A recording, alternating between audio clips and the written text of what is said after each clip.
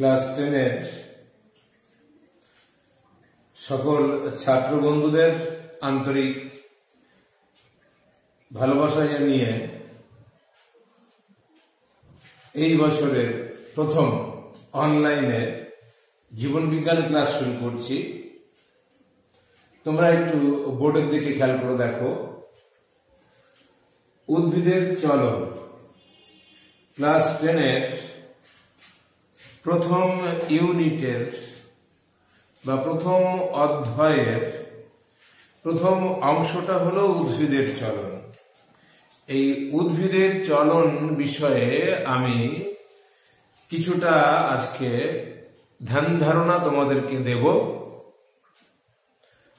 আশা করি তোমরা আমার বক্তব্যগুলো ভালো করে শুনবে এবং আমি যে অংশগুলো বোর্ডে লিখেছি সেই অংশগুলো তোমরা তোমাদের খাতাতে লিখে নেবে।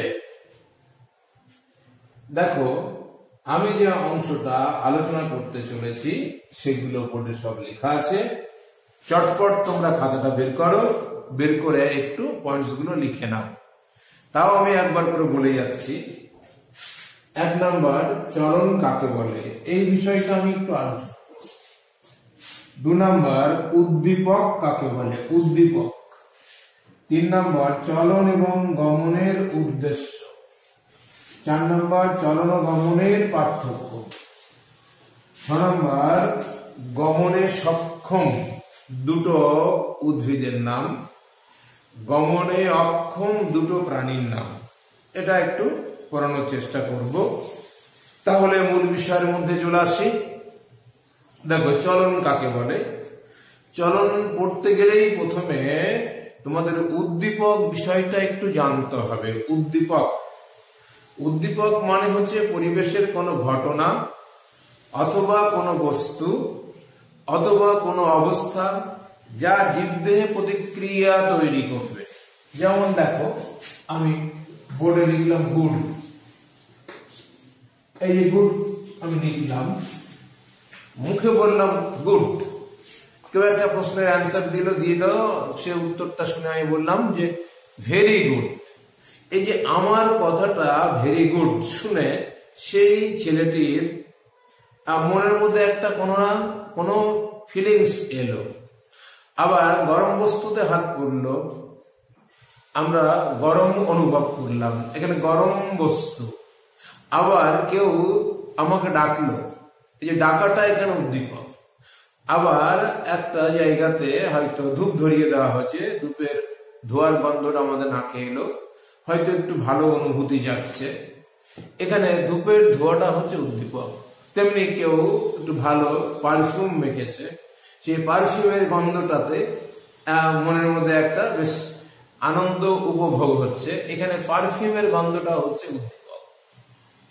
আবার তীব্র আলো চোখে ফেলা হলো, একটা অস্বস্তি বোধ হচ্ছে, তীব্র আলোটা হলো এখানে উদ্দীপক। উদ্দীপক মানে পরিবেশের কোনো ঘটনা বা কোনো বস্তু বা কোনো অবস্থা যা জীবদেহের মধ্যে প্রতিক্রিয়া তৈরি করবে, তাকে আমরা স্টিমিউলাস বা উদ্দীপক বলে থাকি। তাহলে আজকের যে মূল বিষয়গুলো আমি আলোচনা করতে চলেছি তার মধ্যে একটা হচ্ছে উদ্দীপক কাকে বলে। এই যে উদ্দীপক আবার 2 রকমের, উদ্দীপক আবার 2 রকমের। উদ্দীপক 2 রকমের হয়। একটা হচ্ছে বহিস্থ উদ্দীপক, বহিস্থ উদ্দীপক, আর একটা হচ্ছে অন্তস্থ, অন্তস্থ। বহিস্থ উদ্দীপক এবং অন্তস্থ উদ্দীপক। বহিস্থ উদ্দীপক মানে হচ্ছে বাইরে থেকে আসবে, যেমন আলো অথবা উষ্ণতা অথবা কোনো রাসায়নিক বস্তুর প্রভাব অথবা অভিকর্ষ বল অথবা জল, এগুলো সব বহিস্থ উদ্দীপক। তোমরা এর পরে দেখবে ট্রপিক চলন, ট্যাকটিক চলন, ন্যাস্টিক চলন, এগুলো আমি তোমাদের পড়াচ্ছি। সেখানে উদ্দীপক শব্দটা আসবে এবং তার অনেক উদাহরণ সেখানে তুলে ধরা হবে। তো বহিস্থ উদ্দীপক মানে হচ্ছে আলো হতে পারে, বাতাস হতে পারে, জল হতে পারে, অভিকর্ষ বল হতে পারে, কোন কেমিক্যালস বা রাসায়নিক বস্তু হতে পারে। যেমন মনে করে যাক, মানে ঘরের মধ্যে বাথরুমের মধ্যে একটা ওডোনিল রেখে দেওয়া হয়েছে, একটা ওডোনিল, তার একটা গন্ধ, এখানে গন্ধটা হচ্ছে উদ্দীপক।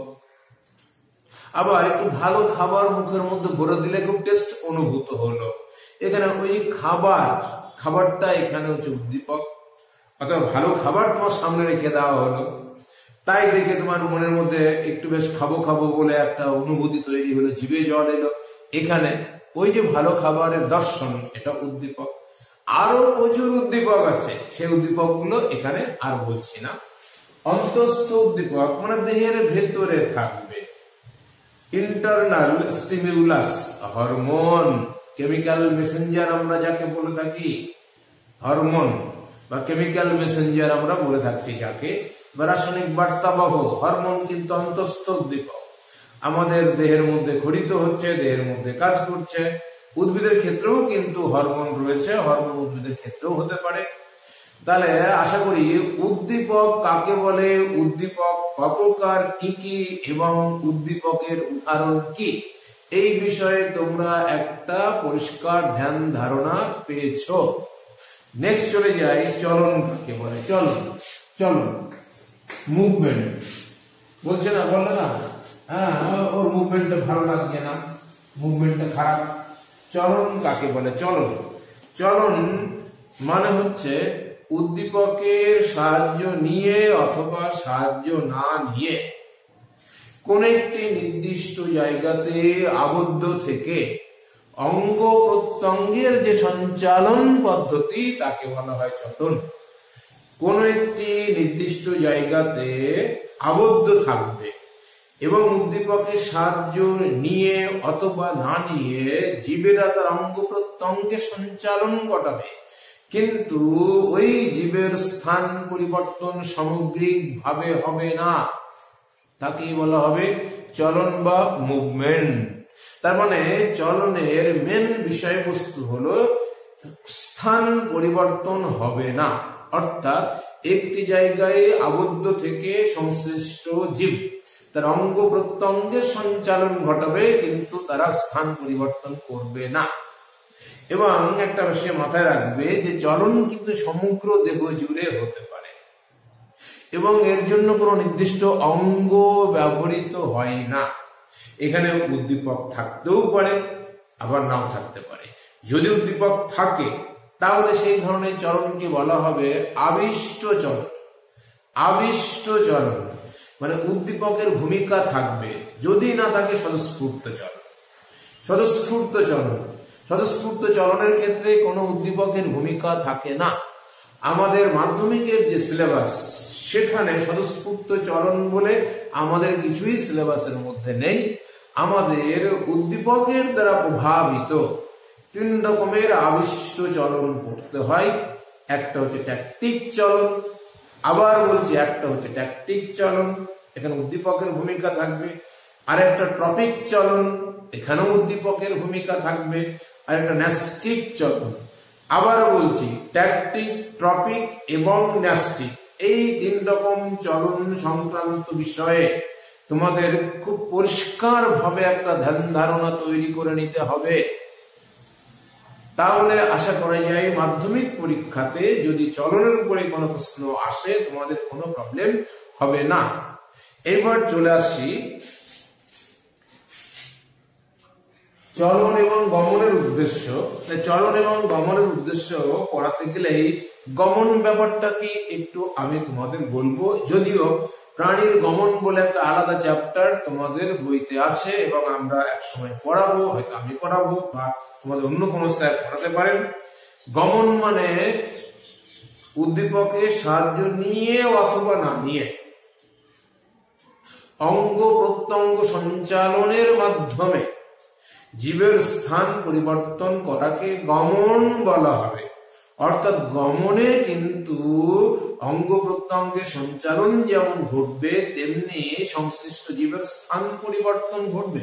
এই যে আমি এখন দাঁড়িয়ে আছি, এই দাঁড়িয়ে থেকে থেকে আমি এখানে দাঁড়িয়ে দাঁড়িয়ে বিভিন্ন অঙ্গ প্রত্যঙ্গ সঞ্চালন করে আমি তোমাদেরকে পড়াচ্ছি, এটা কিন্তু চলন। এবার আমি পড়াতে পড়াতে একটু সরে গেলাম, খেয়াল করে দেখো আমি সরে গেলাম।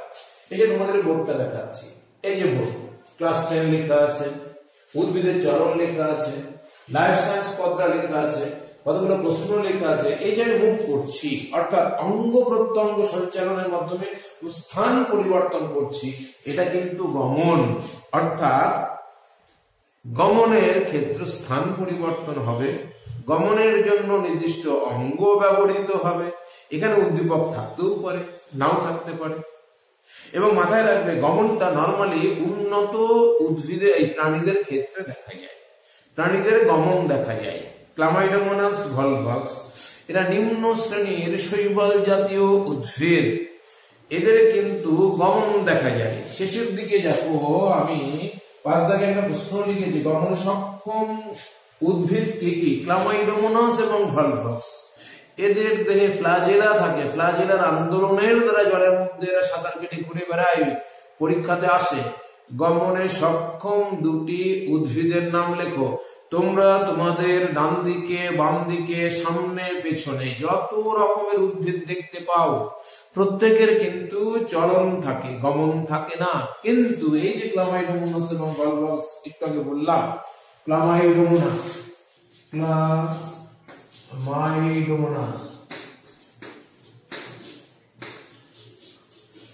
এই যে ক্লামাইডোমোনাস ও ভলভাক্স, এই যে ক্লামাইডোমোনাস এবং ভলভাক্স, এরা কিন্তু এককোষী শৈবাল, এরা কিন্তু গমন করতে পারে। আবার স্পঞ্জ নাম শুনেছ, পরিফেরা পর্বের প্রাণী। আবার প্রবাল নাম শুনেছ, নিডেরিয়া পর্বের প্রাণী, প্রবাল। এই যে প্রাণীগুলো, এরা যদিও প্রাণী কিন্তু এরা গমন করতে পারে না, অর্থাৎ এরা গমনে অক্ষম। এরা পূর্ণাঙ্গ অবস্থাতে একটা জায়গায় আবদ্ধ থেকে যাবে এবং কোন রকম ভাবে স্থান পরিবর্তন করতে পারে না। এই জন্য একটা প্রশ্ন দেওয়া হয়, গমনে অক্ষম দুটো প্রাণীর নাম বলো। এই যে লাস্টের দিকে দেখো 6 দাগের যে কোশ্চেনটা, গমনে অক্ষম প্রাণী কি কি, তাহলে উত্তর কি হবে? স্পঞ্জ, প্রবাল হতে পারে, স্পঞ্জ হতে পারে ও প্রবাল হতে পারে। স্পঞ্জ এবং প্রবাল, স্পঞ্জ এবং প্রবাল, এটা একটু মাথায় রাখার চেষ্টা করবে, স্পঞ্জ এবং প্রবাল। তাহলে দেখো, আমি 1 দাগ আলোচনা করেছি, 2 দাগ আলোচনা করেছি, 5 এবং 6 আলোচনা করেছি। চলন এবং গমনের উদ্দেশ্য কি? চলন এবং গমন, গমন তো প্রাণীদের হয়, আর গমন হলে চলন হবেই।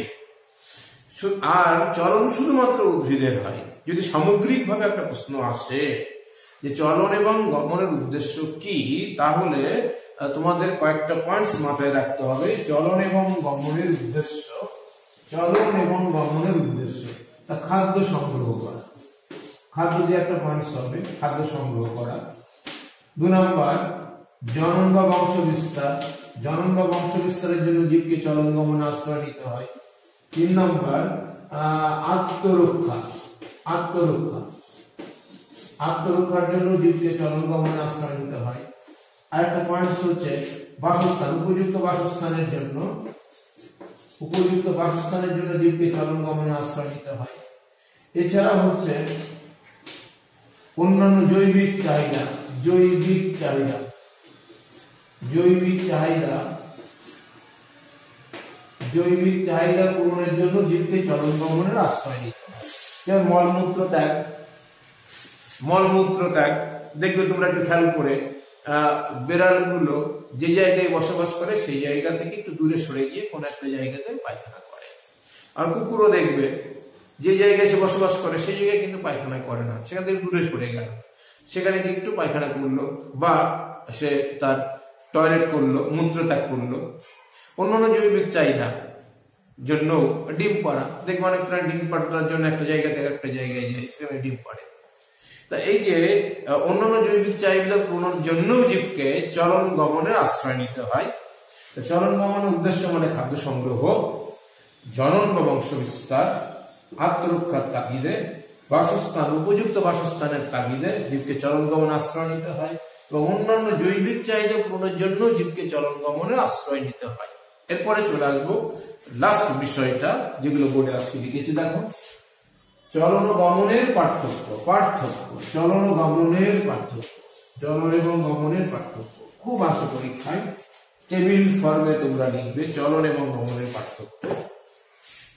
চলন এবং গমনের পার্থক্য এখানে অবশ্যই মাধ্যমিকে এখন বৈশিষ্ট্য উল্লেখ করে দেওয়া হয় পার্থক্যতে। তোমরা সবসময় পার্থক্য 3টি টেবিল আকারে করবে, 3টে ছক করবে, বৈশিষ্ট্য একটা পয়েন্টস হবে, তারপরে হচ্ছে চলন, তারপরে হচ্ছে গমন। সব সময় কিন্তু 3টে টেবিল করবে। বৈশিষ্ট্য যেমন মানে স্থান পরিবর্তন, স্থান পরিবর্তন, স্থান পরিবর্তন। চলনের ক্ষেত্রে স্থান পরিবর্তন হয় না, পূর্ণ বাক্যে লিখবে। চলনের ক্ষেত্রে সংশ্লিষ্ট জীবের স্থান পরিবর্তন হয় না, শুধু অঙ্গ প্রত্যঙ্গের সঞ্চালন হয়। গমনের ক্ষেত্রে সংশ্লিষ্ট জীবের স্থান পরিবর্তন হয়। পূর্ণ বাক্যে লিখবে, কিন্তু পূর্ণ বাক্যে।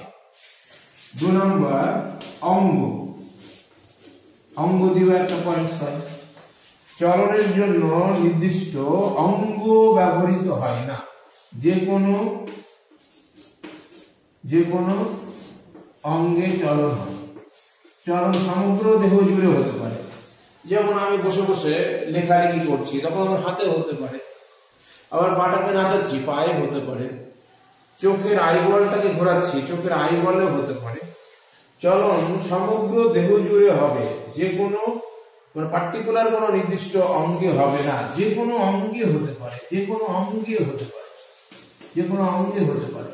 পার্টিকুলার কোনো নির্দিষ্ট অঙ্গে চলনটা হবে না, সমগ্র দেহ জুড়ে হবে। অর্থাৎ গাছের কাণ্ডে হতে পারে, পাতাতে হতে পারে, ফুলে হতে পারে, তার মূলে হতে পারে, তার বিটপতন্ত্রের সমগ্র অংশতে হতে পারে।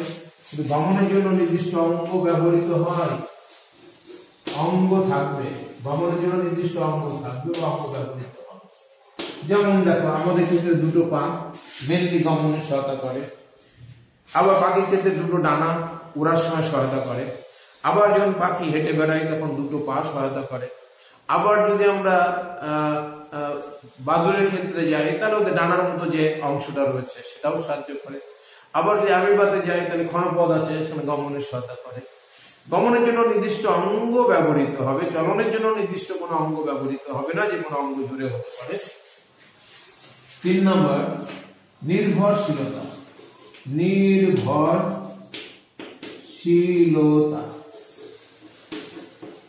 চলন গমনের উপর নির্ভরশীল নয়।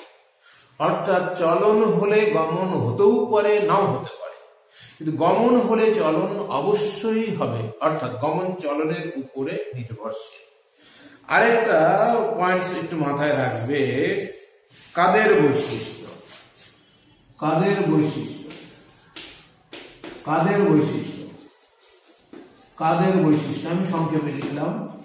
চলন উন্নত উদ্ভিদের বৈশিষ্ট্য, উন্নত উদ্ভিদের বৈশিষ্ট্য। আমি একটু আগেই বলেছি, আমাদের সামনে পেছনে ডান দিকে বাম দিকে যত রকমের উদ্ভিদ আছে সবারই চলন দেখতে পাই, আর যে সমস্ত প্রাণীগুলো দেখতে পাই সবার গমন দেখা যায়।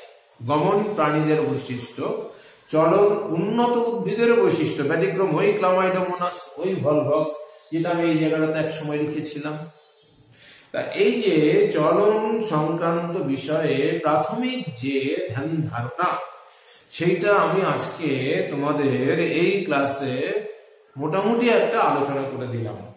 তোমরা বাড়িতে এই অংশগুলো দেখতে থাকো, খাতাতে প্রশ্নগুলো লিখে নেবে এবং আমি যে অংশগুলো আলোচনা করলাম সেইগুলো একটু ভালো করে করবে। সেই সাথে সাথে টেক্সট বইটা একটু ভালো করে দেখে নেবে। আগামী দিন চলনের 2য় ক্লাস শুরু করব। সবাই খুব ভালো থেকো, সুস্থ থেকো এবং সাবধানে থেকো।